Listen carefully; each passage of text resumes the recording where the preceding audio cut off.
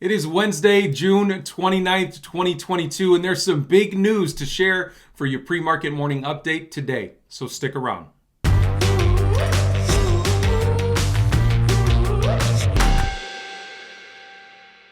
Hey guys, thank you so much for joining me for another video. I'm Richard Allen with TipRanks TV. Julie is away for another day, but she's back soon, so don't fret too much. I do have good news while she's away. You can take advantage of a 30% off promotion we're running right now for TipRanks Premium. All you have to do is click the top link in the description of this video. Let's jump over and talk about your stock market futures. U.S. stock futures are down slightly today. Dow futures down 0.08%, S&P 500 futures down 0.23%, and the NASDAQ futures are down 0.32%. But hey, maybe we'll have a green day out there because the past 2 days that I've covered for Julie, the stock futures have been in the green and then the market's closed in the red. So hopefully, for all of our sakes, we're going to have a big green day. But without further ado, let's move on to your stock market news. In your first bit of news, let's look at the real estate industry as mortgage rates stall briefly, but you're going to see demand is pretty bad. Mortgage demand stalls again, even as interest rates swing briefly lower.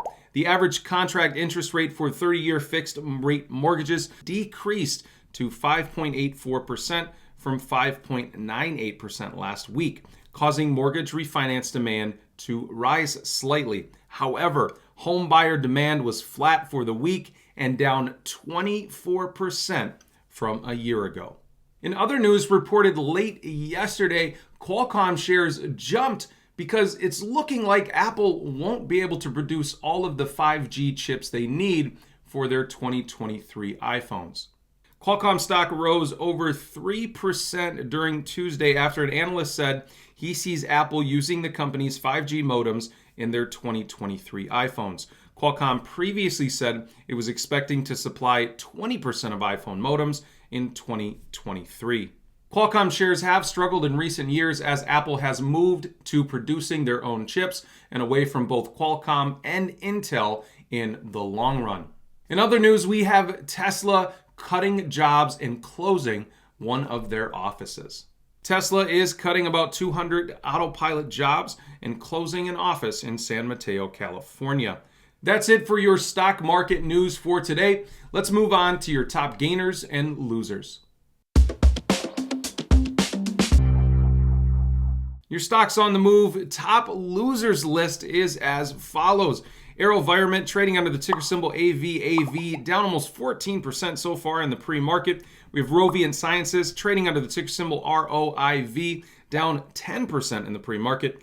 Followed by Grifols SA trading under the ticker symbol GRFS, down almost 10% as well. Followed by Upstart Holdings trading under the ticker symbol UPST, down almost 9.5% today. And rounding out the bottom five there, top losers, McCormick & Company trading under the ticker symbol MKC, down just over 7.5%.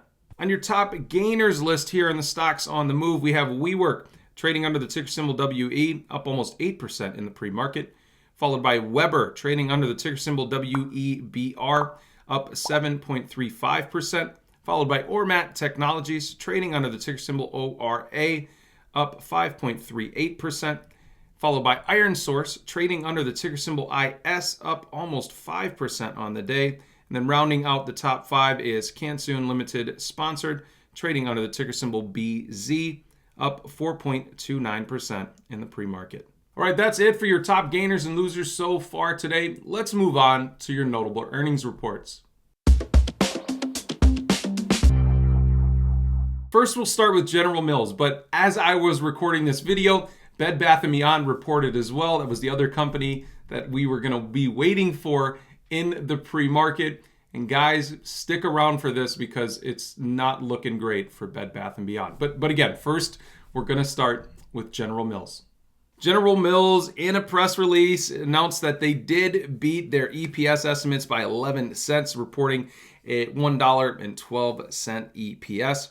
Revenue of $4.89 billion, beating their revenue goal by $80 million. That was up 8.2% year over year. General Mills, trading under the ticker symbol GIS, is a hold rating right now based on 4 analyst ratings with actually an average downside of 2.5%. All right, so hopefully you stuck around because we just got this bombshell of an announcement from Bed Bath & Beyond. Bed Bath & Beyond announces their CEO is leaving as it sharply misses quarterly expectations. Because of this, we can add Bed Bath & Beyond to our top losers list because they are down 9% so far in the pre-market. So here's how bad it got for Bed Bath & Beyond, and they've been lagging behind the rest of retail for quite a while. They reported a loss per share of $2.83 versus an expected loss of $1.39. Their revenue came in slightly under at $1.46 billion versus an expected $1.51 billion, but that was far from the reported quarter last year of $1.95 billion. Now, this came off a report yesterday that analysts from Bank of America have been scouting out stores in their local communities to find out what's really going on with Bed Bath & Beyond. I'm not sure why they were doing that, but they were interviewing employees. Employees were saying, look, we're having to shut off our AC. It's a corporate thing. We're turning off our air conditioners. We're cutting hours. We're getting rid of sales. It's not looking great for Bed Bath & Beyond. So let me know what you're doing with your Bed Bath & Beyond shares if you have any. I want to hear from you guys. Thank you so much for joining me for another video and letting me cover for Julie over these past 3 days. It's been fun. I will see you tomorrow over on TipRanks TV as I post over there Monday through Friday when the stock market is open. Thank you so much.